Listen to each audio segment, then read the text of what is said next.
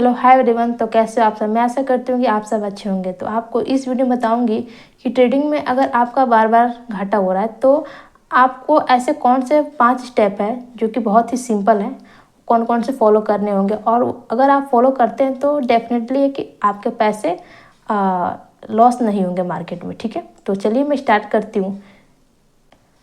तो first point यहाँ पे ये है कि think like a trader not a gambler. मतलब कि आपको हमेशा एक ट्रेडर की तरह सोचना होगा, ना कि गैम्बलर की तरह। मतलब कि ट्रेडिंग में क्या होता है कि आपका ना तो हमेशा घाटा होगा ना ही फायदा होगा। ये चीज़ें आपको समझनी है।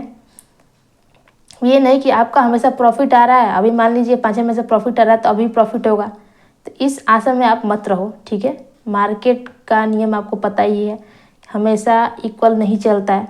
ओके, थोड़ा अप डाउन चलता है, इस तरीके से मार्केट चलता है। तो इस तरीके को आपको समझना पड़ता है। और दूसरी चीज़ इसमें ये है कि आपको समझना है कि मान लीजिए आपने कोई स्टॉक को बाई किया और उस समय मान लीजिए मार्केट आपका अपोजिट होता है। मतलब अगर आपने बाइंग किया और उस टाइम मान लीजिए कि मार्केट गिर रहा है, तो उस टाइम आप अपने रिस्क को कैसे कम कर सकते हो। मतलब जो भी आपने स्टॉप लॉस लगाया है उसको कैसे कम कर सकते हो, तो इस चीज़ को आपको समझना है। ठीक है, तो ट्रेडिंग में यही सब चीज़ें होती है।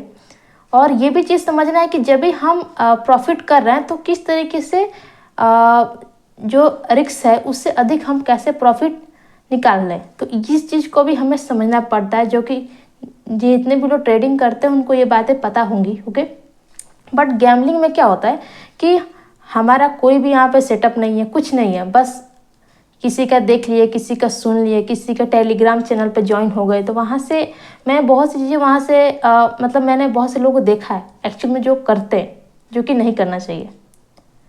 या फिर किसी से सुन लिए, तो उस तरीके से आपको बिल्कुल नहीं करना है। और मैं ये चीज़ें बोलती हूँ कि गैम्बलिंग की तरह आप मत आओ। इसमें गैम्बलिंग की तरह आओगे तो पिटाई होगी, इतना बात मान लो। तो पहले चीज़ कि हमेशा एक ट्रेडर की तरह आपको सोच रखनी है। ओके, और रिस्क को कैसे आप कम से कम कर सको, मतलब जो भी आपने घाटा किया है उसको आप कैसे कम कर सको, इस चीज़ को भी आपको इसमें समझना पड़ता है। बट गैम्बलिंग में क्या होता है कि समझो कि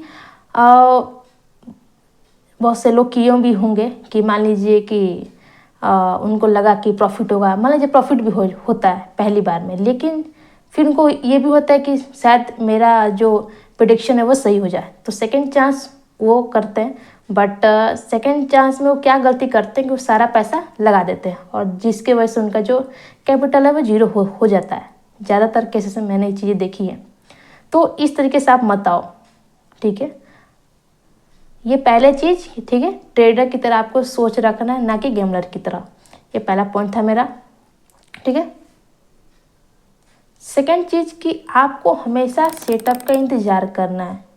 बहुत से लोग को मैंने देखा है, उनका जो क्या है, उनके हाथ में खुजली हुआ रहता है कि मतलब मुझे खरीदना है तो खरीदना है, समझ रहे हैं। तो इस तरीके से आपको मत वो नहीं करना है। मान लीजिए कि आपने कोई इंडिकेटर देख के बाइंग करते हैं किसी भी स्टॉक को, तो जब वो चीज़ सपोर्ट बनना है तब सपोर्ट पे खरीदो ना, समझ रहे हैं। अभी ये नहीं कि सपोर्ट बनने से पहले ही आपने बाइंग कर लिया, तो इस तरीके से आपको नहीं करना। हमेशा सेटअप का वेट करना है, आपको सिग्नल मिलने दो ना आप।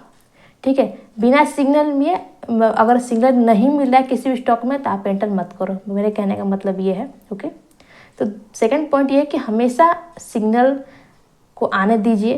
ठीक है, अगर आपके अंदर ये होता है कि हाँ एक्चुअली में वो चीज़ें बन रही है, तब जाके आप वहाँ पे बाइंग कीजिए। हमेशा आपको वेट करना है। ठीक है, ये सेकंड पॉइंट था कि हमेशा आपको हमेशा सेटअप का इंतज़ार करना है। जब सेटअप बन रहा है तो या बाइंग करो। ठीक है, थर्ड ये कि रोड मैप ऑफ ट्रेडिंग, मतलब कि हमें कब और क्या करना है।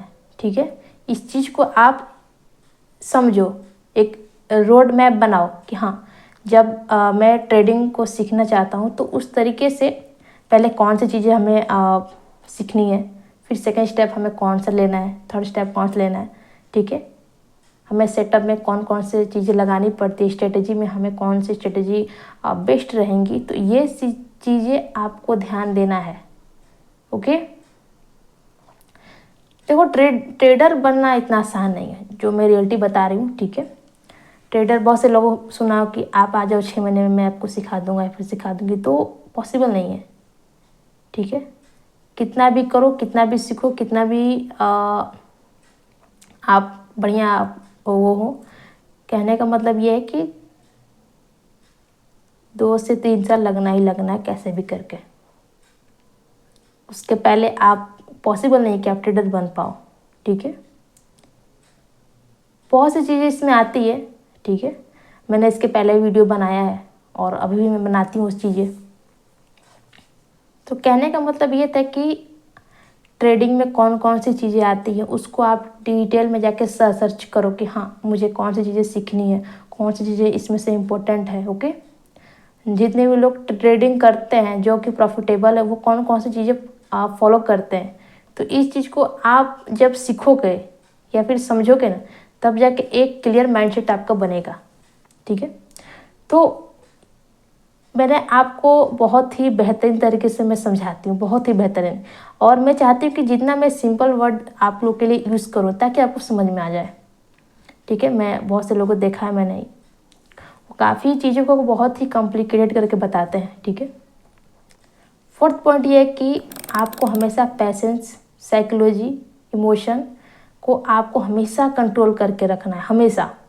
ठीक है, मैं इसलिए बोल रही हूँ ना कि यहाँ पे देखो, जब लॉस होता है तब हमारा जो मार्केट को देखने का जो तरीका है वो अलग रहता है।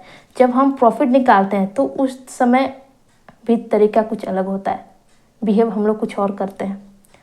तो इस तरीके को हम समझते हैं कि देखो, जो नॉर्मल जो होता है, जो अभी सीखने के फेजेस में होता है ना, तो वो थोड़े से प्रॉफिट में क्या होता है, लगता है कूदने।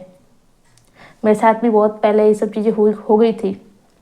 मैं जब क्या करती थी कि 200 का प्रॉफिट देखती थी तो बहुत ही मुझे खुशी होती थी, हाँ मैंने 200 का प्रॉफिट कर लिया। बट आज रियल और जो अभी फ़िलहाल घुसते हैं ना, उसमें एक ही फ़र्क है। मतलब जो अभी ट्रेडिंग सीख रहे हैं उसमें और जो एक्सपर्ट है उनमें एक ही फ़र्क होता है कि आप एक चीज़ देखोगे ना, जो एक्सपर्ट है उसमें इमोशन काम नहीं करता है। ठीक है, इमोशनल नहीं होता है वो लोग कभी भी, ये घाटा हो गया, ये प्रॉफिट हो गया।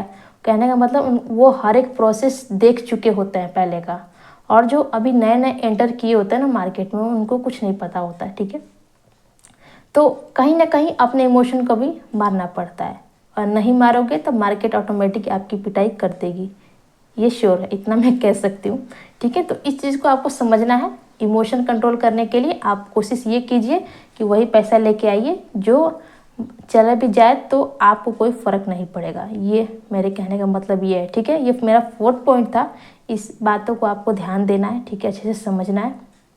देखो, मैं हर एक बात मैं क्लियर वाइज बताती हूँ यहाँ पर, और कोशिश ये करती हूँ बहुत ही मैं सिंपल बताऊँ आप लोगों को, ताकि आपको कन्फ्यूज़ ना हो।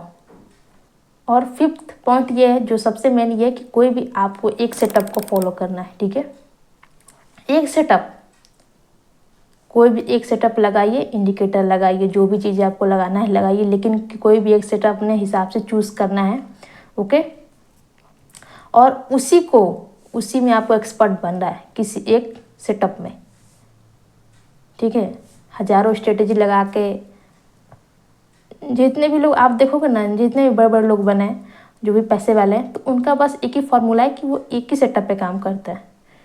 वो कोई भी सेटअप हो सकता है आपकी मर्जी से, लेकिन आप उस सेटअप में आपको एक्सपर्ट बनना, चाहे मैं हूँ चाहे कोई और है। ठीक है, इस बात तक को ध्यान देना है। ये सारे पॉइंट मैंने बताया पांचों, तो आई होप आपको समझ में आया होगा। ठीक है, और कमेंट भी आप लोग करते नहीं हो, कमेंट आप लोग करते तो मुझे बहुत अच्छा लगता है कि हाँ मैंने जो बताने की कोशिश किया वो आपको समझ में आया है। ठीक है, तो मिलते फिर नेक्स्ट वीडियो में, तब तक के लिए आप सबको नमस्कार।